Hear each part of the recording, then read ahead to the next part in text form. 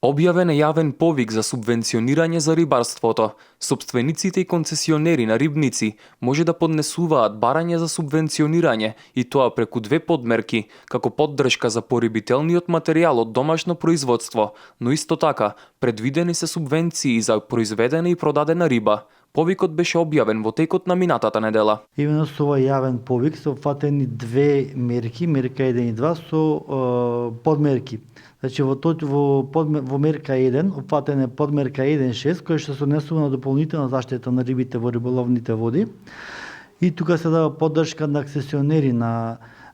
концесионери на рибите во риболовните води и тоа во висина од износ до 30.000 денари за заштита на риболовните ревири и рекреативните зони, до 150.000 денари за заштита на риболовните зони и до 400.000 денари за заштита на риболовни подрачја. За овие подмерки може да се аплицира до 4 април, односно до 29 јули, во зависност од видот на подмерката за која што се аплицира. Во мерка 2 се опфатени две подточки, значи финансиска поддршка за материјал за порибување и подмерка 2.3 која се однесува на финансиска поддршка за произведена и продадена риба на пазарите во Република Македонија.